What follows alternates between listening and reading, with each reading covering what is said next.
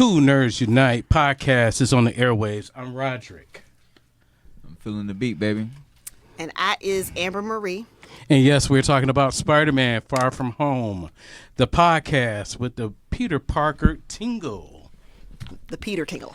Peter Parker tingle. That My spider senses Lord. are that can tingling. be more dirty. Yeah. The Peter Parker tingle. And it's like the more I think about it, the more I kind of hate that movie title. Yeah, that would really? be. It's really corny. The more you say it, Spider-Man Far From Home. The more I say it, the more I kind of hate it. Like, it just doesn't fit. I mean, it fits because it takes place in London and Yeah, whatever, I'm but like- it just doesn't roll off the tongue for me. It doesn't? Spider-Man Far From Home. Wow. It's almost like, I don't know, it's kind of like, reminds me of the movies. You remember Homeward Bound, where the pets got lost? Yeah. And then, I really like that. and then they I had to do find their too. way back. All right. So what would you call it? What would you call it instead then? Like every other Hollywood movie calls something when they're not creative enough to come up with their own title. Spider-Man, The Rise of Mysterio. You know what? I like that better. But see, that's the most I like that cliche. better, That's actually. super cliche. That's the most rise of cliched. First of all, there's no rise of Mysterio. It's just he's here. You know what I'm saying? Rise would involve he's going to be here for a minute. It's like he's in and out this movie. He might not even be in no more But movies. that's not the point. The point is that Hollywood is That's super what he wants cliche. everyone to think, though. He want everybody to think that. But the point of the title is that it's a super cliche title. Yeah. Every single movie I see that comes out, a sequel that I see, it's always the rise of something. Right. Oh, yeah. The rise of the Planet of the Apes. The rise of the Lycans underworld. The rise of the Silver Surfer. The rise of Skywalker. We own the The rise. rise of Skywalker. The rise. There's no creativity. We So on why the not rise, just keep like the a momentum? bakery. Right. Just keep the momentum going and call it Spider-Man, The Rise of Mysterio. But you know what, Amber? I prefer that. I know that's saying a lot, but I prefer that than they have a number behind it. Okay, Spider-Man 2, Spider-Man 3. No, don't call it that. Put a little bit more emphasis on the character. It should have been. It should have been. It should have been. Or the like- villain that's going to be in it. I feel what you're saying. I would have called it like. But it would have you know, gave it away too. Right. It should have been Spider-Man. I got next. That's what I got next. I got next. Spider-Man, Peter Tingle. I would have liked the Web of Spider-Man The or we- Spectacular Spider-Man. Spectacular Spider-Man or Spider-Man, Mysterio Rising. Wait a minute. I'm just trying to stick to the cliches. Well, you know what? If you guys would have been able to see Amber's expression on her face, it was priceless. I'm saying Hollywood's so uncreative. I mean, why not just keep it going? Spider-Man Far From Home. It reminds me, it just makes me think Homeward Bound when all the animals just got left by their owners and they had to find their way back home. Oh, wow. That was one of my favorite Disney movies. It's like they got lost and then back when animals didn't have to speak, they had little Right. CGI mouths. Right. They Exactly. just had, you had Sally Field as a sassy cat. Right. Speaking of Sally Fields, did you guys like her better as Aunt May in Yes. the previous incarnation of Spider-Man movies? Honestly, yes, I did. Yeah. She was my Okay. favorite. Yeah, man. She was dope. What about Marissa Tomei? She's too hot to be No. Aunt May, right? Right. She's totally forgettable. She's in my notes, It's actually. like I forgot almost a little bit, but you know what I'm saying. But Wow. I didn't care. Amber? I really didn't care like that. You know what I'm saying? Feel? Honestly, they kind of screwed. Okay. They kind of screwed up after they got rid of the, you know what I'm saying, the original cast of the first movies. You know what I'm saying? What's my man who played the original Peter Parker? I got a lost her You name. talking about Andrew Garfield? Yeah, the original Peter Parker. Oh, Tobey Maguire? Tobey Maguire. Yeah, the Tobey Yeah. Maguire Spider-Man series. Once they replaced them, I was like, you know, But you know I what? kind of wasn't really feeling it as much. Really? You know what? I think... And you got them throwing them in movies where you got like, what was it? Jamie Foxx playing his villains and stuff, man. Which Electro. was Yeah. actually, that was poor. That was actually, is a good villain, but the way he became a villain was just so stupid to me. Yeah, it didn't you know. It made no any sense that sense. you were a fan of Spider-Man, and all of a sudden, well, now I hate Spider-Man, but why? Right. I don't understand. It's like you hate Spider-Man because the plot needs you to hate Spider-Man because now you're Electro. Okay. Which Yeah. is ridiculous. Like, I don't. Okay. But Yeah. getting back to Marissa Tomei, I did not like her. I still don't like her as Aunt May. I don't care about her and Happy's relationship. That's one of those little side plots that I just don't care for. That went absolutely nowhere. There was no point to it, and I hate to say it.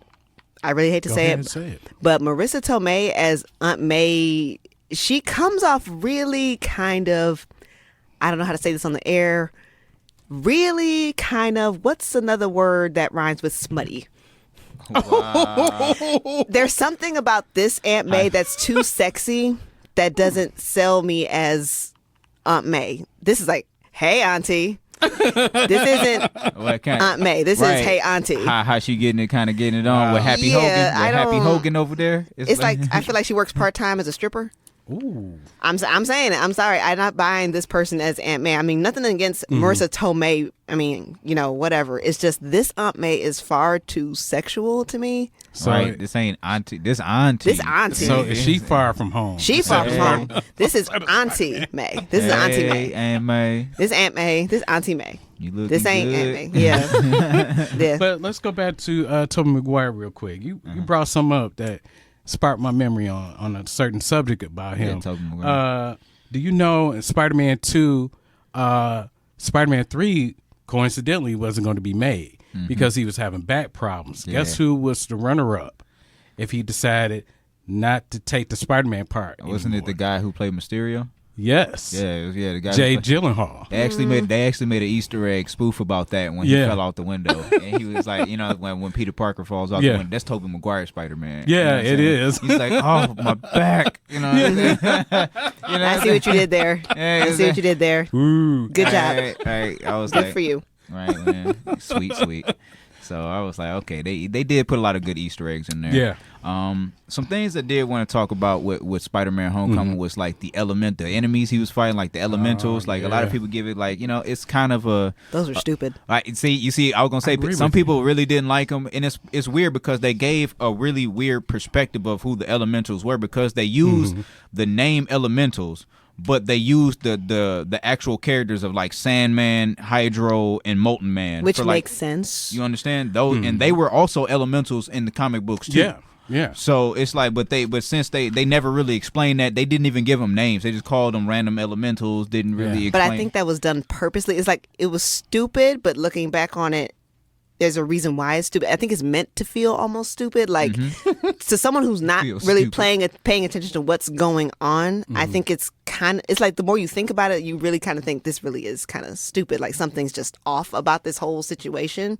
Yeah. Which is why I wasn't buying. In case you haven't noticed, this podcast is filled with spoilers, so spoiler alert. But that's why I wasn't really buying the fact that these were the actual threat for Spider-Man Far From Home, which is why I was always suspicious of Jake Gyllenhaal's Mysterio, because his whole power, not even just the fact that I remember him being kind of a bad character and shady in the comic books, but just the whole persona, and he's a magician.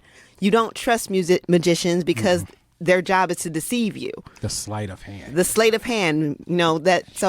The whole elemental thing, I wasn't buying it because there was no clear cut as to where these things came from. They were just kind of there. And by the second act, they were destroyed. So I'm like, okay, so this is the part where you reveal yourself to be the person that you really are. And boom, he did it. Right, exactly. The smoke screen. And that's the thing that Mysterio was good for. First of all, in the movie, they explained to you that Mysterio, like in, remember I believe it was like Iron Man 2, either Iron Man 2 or which Avengers movie where Iron Man where he's looking into his mind and he had a whole simulation hologram device where you got to see young Tony Stark. And he's that device was actually worked on and created by Quentin Beck, Mysterio. Yeah. So that's one of those. That's so once you understand that, it's like, oh, so you create hologram stuff, right? Yeah, that's illusionist. Right. Once again, a villain who was slighted by Tony Stark. Yeah, I didn't like Once that. again, yeah, that's what I'm saying. So now Peter Parker has to clean up Tony Stark's mess. Yeah, see, you're right. That's a big problem what a lot of people had with the movie, saying that Spider-Man was too much in the shadow of Tony Stark in this movie. He was cleaning up Tony Stark's mess. It reminded me of Iron Man 3, almost when the Mandarin, again, a character who was slighted by Tony Stark, who deceived people into thinking this one character, this terrorist, was the Mandarin, but he actually ended up being the Mandarin in the end. So it felt like a callback in a way to Iron Man 3, in my opinion. So I agree. Yeah, but speaking of which, him becoming the villain, being revealed to be the villain, I think I told you guys this before, like the way it got to that point was incredibly stupid. It made absolutely no sense. You can argue that he is a teenager who doesn't know any better and he's naive. No, whatever. When you have to make your character do something really stupid to advance your plot, you have a problem. So has anyone ever known Tony Stark to be like a cryptic kind of person who gives you riddles and stuff? No. So let me just get this straight. So Peter Parker thought it was a good idea to hand the glasses over to this guy that he just met a day ago, probably 2 weeks in movie time. Because he feels Tony Stark would want to do this because he left a message in the glasses that said, hey, you know, the hero I choose you, or whatever the heck it said. And so, yeah, I think Tony Stark would think you deserve these glasses because, okay. He said the hero's road. He said the hero's road is basically the hard, you know, it's in the hard road traveled. Basically, that's the one he said. But it's like it was so stupid because what ever wanted him to give those glasses to someone I'm saying else. Tony is rolling over his grave right now thinking, how stupid can you be? Like, I mean, teenager may be stupid and naive, but come on. Okay. You know Tony. Why would he give you a cryptic message about... I thought it was stupid. You would think there'd be some sort of fail-safe on it if it didn't... if you hand it off to the wrong person. And that's you know what I'm I saying? was hoping for in the movie. That was that was the thing where it's like basically Tony Stark and you know what I'm saying, because he gives it originally to fit Nick Fury to give to our friend Peter, and he does that so, and you know what I'm saying, allegedly he kind of does this in order to have Nick Fury watch over Peter, you know what I'm saying, in a metaphoric sense, on some like, once I give you this, he also gives him that and tells him that, you know what I'm saying, that message, and has that message with it, like, you know what I'm saying, the hero's journey, you know what I'm saying, is the hard road traveled. I don't think that's what he actually said, but it's something like that. Yeah, it's similar to it. Yeah, similar to it. And basically after that, he Peter Parker gives these glasses away to Mysterio, and almost kind of like it's the symbolic it's like a symbolic thing of him fighting against that against that half and half mentality of, do I want the responsibility of being a hero, or do I want, you know what I'm saying, or do I just want to be a regular person? You know, he's been going through that struggle for, I think, was it 3 movies now? I'm not sure. Yeah, it's getting a little tired. I'm getting tired of it because one minute it's like, I really want to be the Avenger. You've been fighting to be Avenger. But now I'm going to go back to being my friendly neighborhood Spider-Man. But I really also want to be an Avenger. And now you're once again going through that struggle. It's like, I kind of want to have a girlfriend now. I'm really feeling Mary Jane, blah, blah, blah. So I feel like we're going back and forth with the Peter Parker's inner struggle of what he wants, which I get. You're a teenager. You're indecisive. You don't know what you want at the same time. But I'm getting really kind of tired of this internal struggle with Peter Parker. But like I said, it can be forgiven because teenagers, I don't care. You still don't know what you want. Right. He's only like 16, 17 years old. So it's forgivable, but I'm still also kind of tired of it. Right. And not to mention that this Peter Parker's personality is a little bit more outgoing than the original Peter Parker's personality. Like, the original Peter Parker was way more nerdy, you know what I'm saying, and kind of like a little bit more socially awkward and unsure. This Peter Parker is witty and joking, or from the jump. He's like this. He's more of an outward personality. He's more he's super eager, like a greenhorn, trying to be a hero. That was never who Peter Parker really was. So that's something that they've altered in his personality, and they've made an adaptation to that. Yeah. So, you know, but I can appreciate it, and I do understand what you're saying. Some of the things, the plot devices that they had were a little bit, I feel like maybe a little sloppily written, you know what I'm saying, just to put in for convenience. Yeah, the reveal of him being Spider-Man. How come Mary Jane figured it out, but for some reason this guy is saying it to everybody, and it was like, you were spying on Peter in the bathroom or whatever. Brad, It's like, wait, what? Yeah, Brad. That was awful. I didn't like that part either. Right, It was dumb. I hated that part too. That's what I'm saying. You guys are right, dude. I was like, that. It was so bad. I didn't understand why. I was like, so how is it that all of you guys are that naive and that stupid? I'm like, Peter's not even here right now. He's literally breaking it down for you. As we speak, he's not here, and yet you let her say something like that. I was like, okay, so what difference does that make? Peter Parker, he just really made a dope argument about how your friend is Spider-Man, and no one cares about that because it's not time for them to know, but it was time for Mary Jane to figure it out. Yeah. I mean, kudos to her for figuring it out, but it's like, it sounds stupid for Mary Jane to be figuring out at a drop of a hat, but then he's literally, this guy, forget his name, whatever. Brad is breaking it down for everyone, giving all the receipts, as to Peter Parker is Spider-Man. And everyone just kind of like, oh, whatever, blows it off. And you were spying on so-and-so, and like, really? Like, it's stuff like that. Again, sloppy writing, But like, I can forgive some of it, but like I said, I'm not really a fan of that kind of writing when you have to rely on being stupid to advance things. Yeah, that's dumb. And that was also like a kind of a ploy of the movie in general, though, about how a lot of the reactions from the public and different things like that were actually kind of orchestrated under the fact that Spider-Man is operating in a world post the blip. and so basically this is how he at this point Spider-Man's whole journey is taking place now, and he has to deal with the end result of the battles that the Avengers had. He's cleaning up the mess. Yeah, he's literally like kind of starting to clean up the mess that the Avengers had, and all of these things like Mysterio, the Elementals, and all of the things in these next movies are going to be taking place because of that fight, those fights that they had.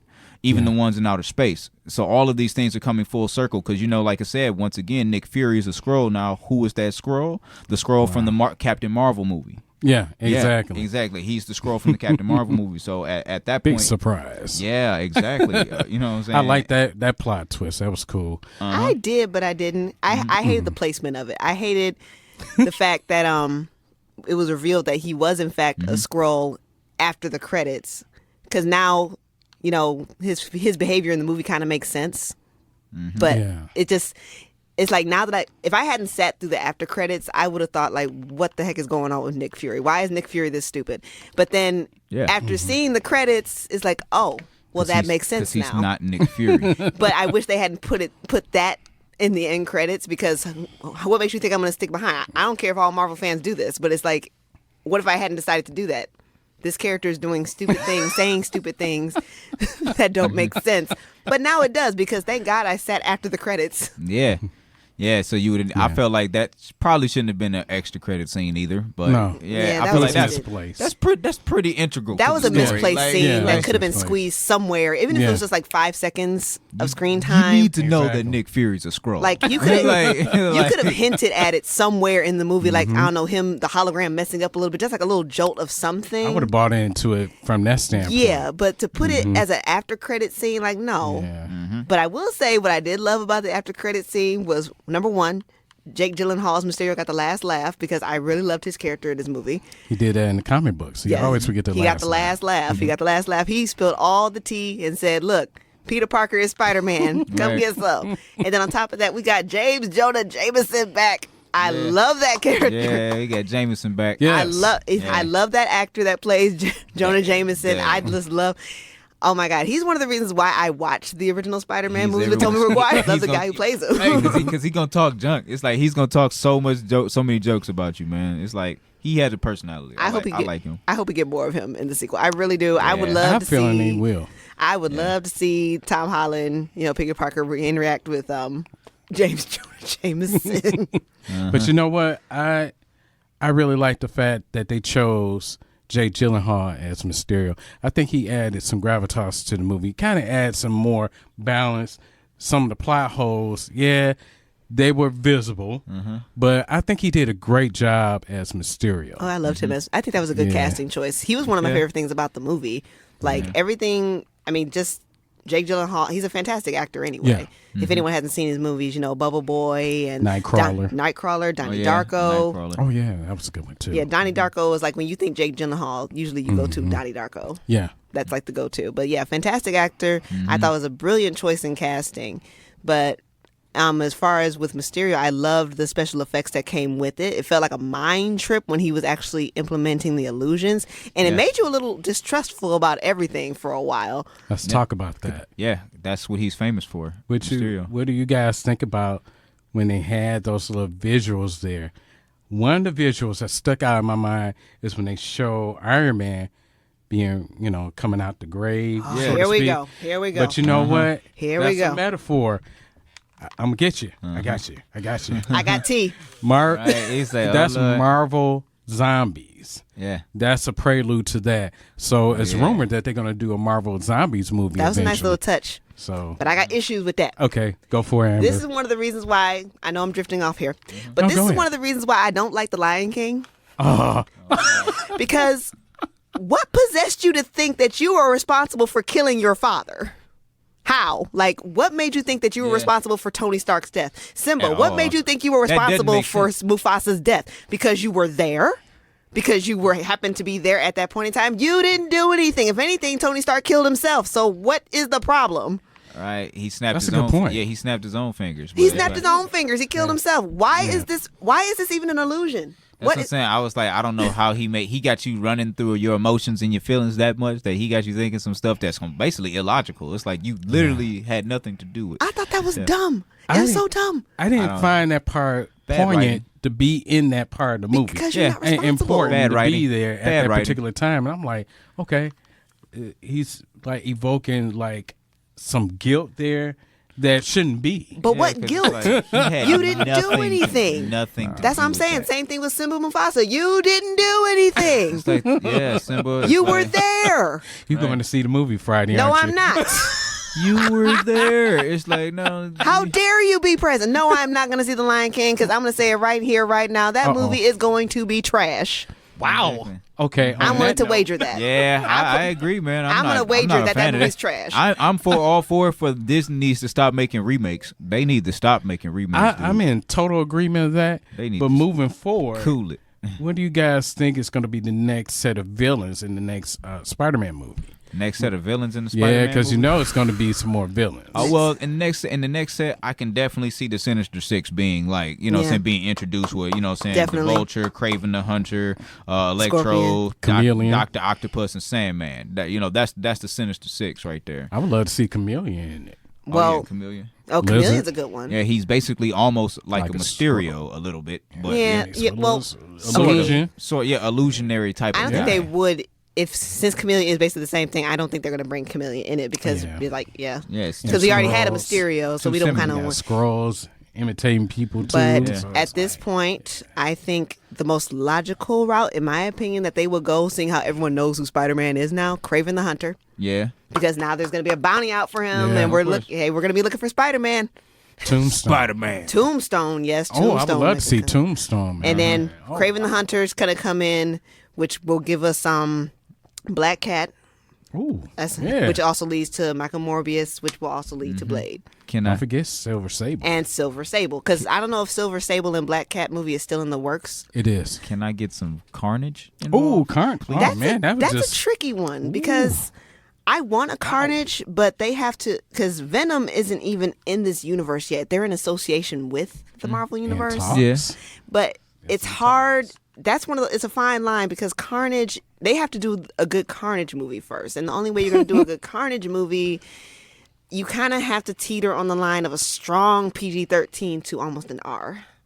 I would say a I mean, because definite R. he's definitely like a max murderer. It has to be like right there, but then Spider-Man is with the Disney universe, so it's like, how do we bring this crazed psychopathic killer into You just tone it down on terms of like what his murder death kills are gonna look like. It's like you just can't have them looking like, oh dang, if he cuts off people's head, you just can't show it so graphically. so like Wolverine and his butter knives. Like some Wolverine, because keep in mind, think about it like this: it's like they got to put Wolverine in this, and it's like I know y'all seen Logan, so that was Ooh, that was some strong true murder already. death kills in that. We So I was finally like, got the murder death kills So we were if you want to supposed put to get. Wolverine in there again, I can't go back to him just knocking people out and stuff. He's got to be skewering. He's But got I to be got- shish kebabbing. I got 2 words for you: Woody Harrelson. I think with the type of actor that he is, he's not gonna go. He's the type of actor that researches his part in depth. He gets right into the thick of it. I don't think he's going to be okay with a PG-13. Let's say show him the money, of course, but I think he's one of those type of method actors that gets into the part and like say, hey, Do look, what you got this to. is the type of guy he really is. I'm going to slice this person's head off. I'm just kind of nervous about it because I want Carnage and I am Venom to too. join I'm into nervous. the Spider-Man universe, but Yeah. seeing how Spider-Man belongs to, Disney and Marvel, that's kind of questionable because Venom is only in association with it. They're not in it. So you kind of have to, I don't know how they're going to do it. That movie, the Venom movie, was an association. It wasn't. It tells you right in the credits that it's in Yeah. association with Marvel. It's not, it's Sony. Yeah. So you kind of, I don't know how they're going to do it. I really don't. I feel like in another Spider-Man movie, they can introduce Carnage and Venom. Venom 3 supposed to be the introduction of Peter Parker. He's going to be in there. I don't know how true it is, but I keep reading that they're going to invoke I mean, some Peter Parker Venom is 3. yeah, Venom and Venom 3 because we get Tom Venom 2 Hardy yet? already. That's what I'm saying. I thought we were on Venom 2. Yeah, I know. I'm kind of prolonging it and jumping I ahead. say it's about but- 2025. Venom 3. I'm like, but in Tom Hardy's contract, he's going to do at least about 3 more Venom movies and do some spin-off movies that's going to entail with Spider-Man. Okay, I guess I can see that. But I don't know. I just want to wait and see. I don't, because Venom and Carnage were two of my favorite all-time villain and anti-heroes. So it's like I'm nervous. I want to see it, but I don't know how they're going to do it, given that you have one character who's a bloodthirsty killer, and you can get away with it with Venom. But to add Carnage in the mix, you really kind of have to really, really push it. It's like, see, the way you creatively work that is that when you introduce Carnage, you don't necessarily have him fighting people who would die from fighting him. You know, you have him fight people who would be able to withstand the things he could do. Therefore, you'll be able to flush out his powers and have him look sweet while not unrealistically, like, either killing off some characters that you know he would have killed off, or just being smutted out by somebody who's just way stronger than him. Thank you for listening to Cool Nerds Unite podcast. We at Cool Nerds Unite would like to thank you for your continued support. If you have comments or suggestions, email us at coolnerdsunite@gmail.com. Check us out on Facebook, Instagram, Twitter, and YouTube. Listen to us on iTunes, Podbean, SoundCloud, and Spotify. And remember, stay nerdy.